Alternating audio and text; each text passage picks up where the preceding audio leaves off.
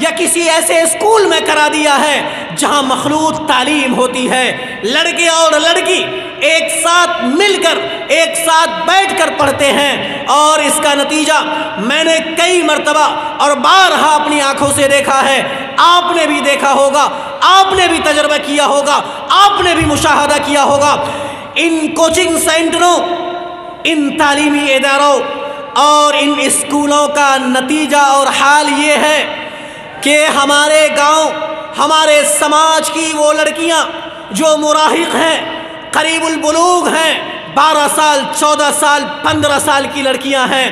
ان اسکولوں نے انہیں بے حیا بنا دیا، ان کے سر سے دوپٹے کو غائب کر دیا ہے، ان کا دوپٹہ، ان کا چادر سر پہ نہیں گلے میں ہوتا ہے،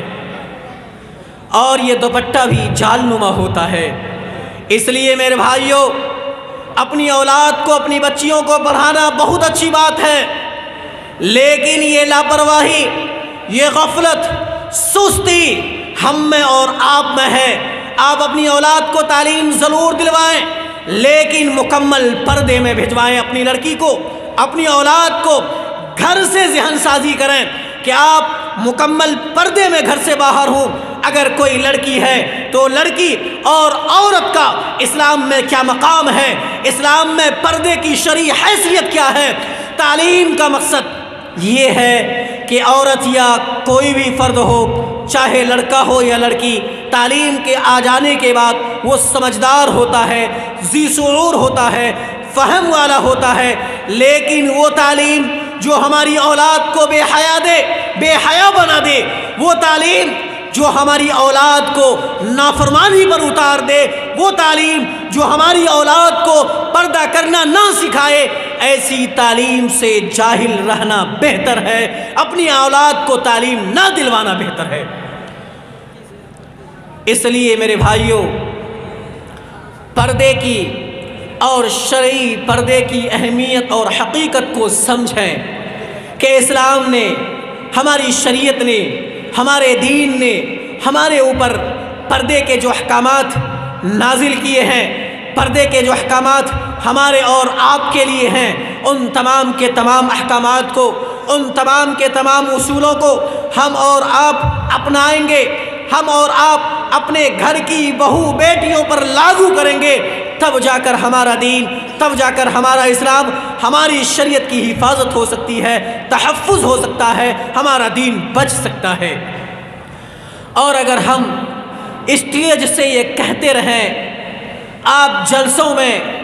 یا مساجد میں جمعے کے دن یا عام محفلوں میں جا کر صرف سنتے رہیں، ان پر کوئی عمل نہ ہو، تو پھر یہ دین، یہ شریعت، یہ لائی ہوئی کتاب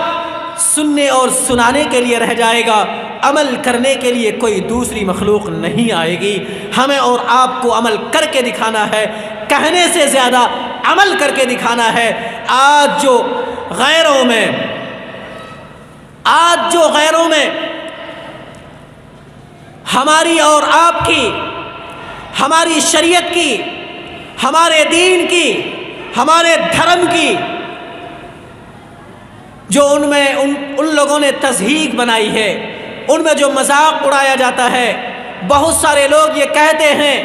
کہ اگر آپ کے دین میں، اگر آپ کے مسلک میں،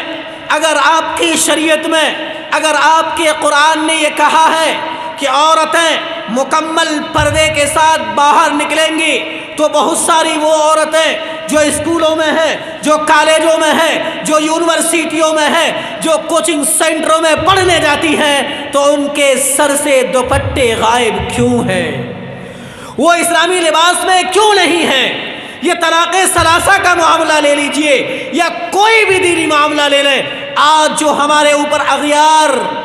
انگلی اٹھاتے ہیں، ہم سے یہ کہتے ہیں کہ تم اپنے دین پر عمل نہیں کرتے ہو، صرف یہ کہتے ہو کہ ہماری شریعت ہے، ہمارا دین ہے، ہمارے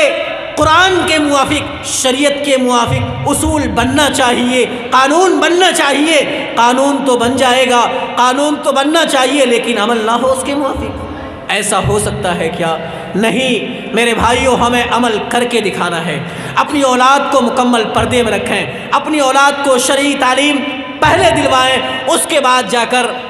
عصری علوم دلوائیں۔ آخری بات کہہ کر میں اپنی بات پوری کروں گا، وہ یہ کہ آج کل میڈیا اور سوشل میڈیا کا زمانہ ہے۔ اس میڈیا اور سوشل میڈیا نے ہماری اولاد کو، ہمارے نوجوانوں کو اور خاص طور پر امت مسلمہ کے نوجوانوں کو اس قدر عقیدے سے اور اسلامی افکار و نظریات سے دور کر دیا ہے۔ جب آپ ان نوجوانوں کے عقائد یا اسلامی نظریات و عقائد کے بارے میں ان سے آپ بات چیت کریں گے، ان سے معلوم کریں گے، ان سے یہ پوچھیں گے، تو سننے کے بعد دل دہل جاتا ہے، تعجب اور حیرانی ہوتی ہے کہ یہ ہمارا مسلمان ہے، یہ ہمارے گاؤں کا نوجوان ہے، یہ امت مسلمہ کے نوجوان ہیں۔ ان کی سوچ یہ ہے، ان کی فکر یہ ہے، ان کا نظریہ یہ ہے، ان کا عقیدہ یہ ہے جو غیر اسلامی ہے، جو اسلامی نہیں بلکہ غیروں کے طرز، غیروں کے روش اور غیروں کے بہکاوے میں آئے ہوئے ہیں۔ اس لیے میرے بھائیوں اور خاص طور پر میں نوجوان بھائیوں سے بھی یہ کہنا چاہوں گا کہ میرے نوجوانوں، عقیدے کو مضبوط رکھنا، اسلامی افکار و خیالات کو اپنانا یہ بہت ضروری ہے۔ اگر ہمارا عقیدہ درست نہ ہوا، اگر ہمارے اسلامی افکار و نظریات نہ ہوئے، نماز میں کمی ہے، روزے میں کمی ہے،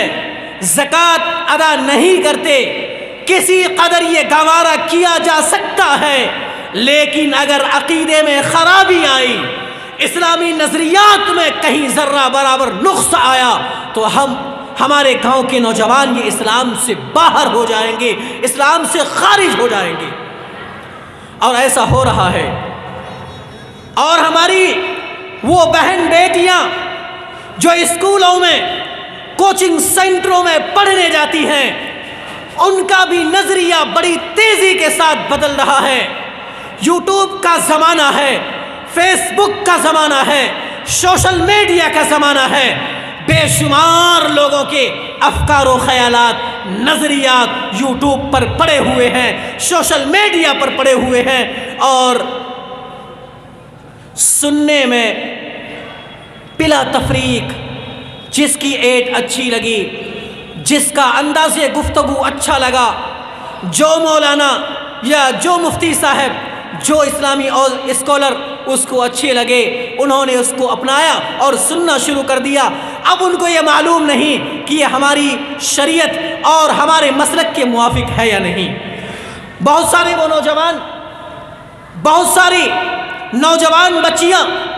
قادیانیوں کو سننے لگتے ہیں، بہت سارے نوجوان بریلوی مسلک کے علماء کی تقریریں سنتے ہیں، اہل حدیث علماء کی تقریریں سنتے ہیں، اور سن سن کر ان سے متاثر ہو جاتے ہیں۔ ایک واقعہ بتا کر میں اپنی بات پوری کروں گا۔ اسی بیرگاچی چوک کی بات ہے۔ یہی علاقے کی کچھ بچیاں ہیں جو ارڑیا کسی اسکول میں پڑھنے جاتی ہیں، اسکول میں پڑھنے جاتی ہیں، ان کے والد ماسٹر تھے، اب وہ انتقال کر چکے ہیں، اللہ انہیں غریق رحمت کرے۔ ایک مرتبہ انہوں نے مجھ سے یہ کہا کہ مولانا، ہماری لڑکیاں فلاں اسکول میں پڑھتی ہیں اور وہ جماعت اسلامی سے متاثر ہے، کبھی آپ وقت نکال کر آئیے اور ہماری بچیوں سے کچھ سوالات کیجئے، ان سے پوچھئے کہ ان کے نظریات، ان کے عقائد کچھ بدلے تو نہیں ہیں۔ بہرحال میں وقت نکال کر ان کے والد صاحب کی موجودگی میں وہاں گیا اور ان بچیوں سے معلوم کیا کچھ سوالات کیے، انہوں نے اس کے جوابات دیے، اور اس کے بعد ان بچیوں نے یہ سوال کیا کہ مجھے کچھ سوالات ہیں میرے، اگر آپ جوابات دے دیں تو مہربانی ہوگی۔ تو میں نے کہا سوال کیا ہے؟ تو انہوں نے کہا پہلا سوال یہ کہ مرد 4 شادی کر سکتا ہے،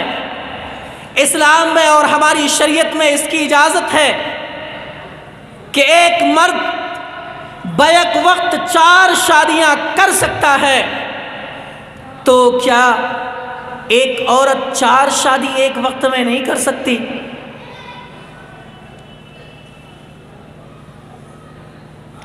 تو میں نے کہا نہیں۔ تو اب انہوں نے پوچھا، انہوں نے کہا کہ جب ایک مرد 4 شادیاں بیک وقت کر سکتا ہے، شریعت نے مردوں کو اجازت دی ہے، تو یہ عورتوں کے ساتھ ظلم کیوں؟ عورتوں پر ناانصافی کیوں کہ ایک عورت بیک وقت 4 شادیاں نہیں کر سکتی؟ آخری بات ہے، بیک وقت 4 شادیاں نہیں کر سکتی۔ بہرحال اس کے جو جوابات ہیں وہ میں نے دیے، ان کو سمجھائے، تو بہت دیر کے بعد، کئی مثالیں دینے کے بعد وہ سمجھ گئی۔ تو میں نے ان سے پھر ایک بات یہ پوچھی کہ اچھا یہ بتاؤ، صرف یہ بات تمہارے ذہن میں ہے یا تم جیسی بہت ساری لڑکیوں اور تمہاری سہیلیوں کے بھی ذہن میں ہے؟ تو انہوں نے کہا کہ ہمارے کلاس میں پڑھنے والی جتنی لڑکیاں ہیں ان تمام کے ذہنوں میں تقریباً یہ بات چلتی ہیں، اور بھی ان کے سوالات تھے۔ بہرحال وقت کی گنجائش نہیں، وقت کی قلت ہے، صرف یہی بات کہہ کر میں آپ کو یہ کہنا چاہتا ہوں کہ ہم اور آپ اپنی اولاد کی طرف پوری توجہ دیں۔ صرف اسکول میں بھیج دینا، مدرسے میں بھیج دینا، کوچنگ سینٹروں میں نام لکھوا دینا یہ کافی نہیں ہے۔ ہم اور آپ اس کی پوری نگرانی کریں، اس کے عقائد کی، اس کے اعمال کی، اس کے لباس کی، کہ ہماری اولاد کون سا لباس پہنتی ہے، ہماری اولاد کی نظریات کیا ہیں، عقائد کیا ہیں، کن علماء کو وہ سنتی ہیں، اور موبائل کا بیجا استعمال نہ کرنے دیں۔ اللہ رب العزت سے دعا فرمائیں کہ اللہ تبارک و تعالی ہمیں اور آپ کو اولاد کی صحیح تربیت، اولاد کی اچھی نگرانی اور ان کے عقائد و نظریات کی درستگی کی توفیق عطا فرمائے، آمین۔ وما توفیق الا باللہ۔ بہت بہت شکریہ دوستو، آپ نے فل واچ پورا ویڈیوز دیکھا، اور ویڈیوز آپ کو پسند آیا ہوگا۔ پسند آ جائے تو اپنے دوستوں میں ضرور شیئر کریں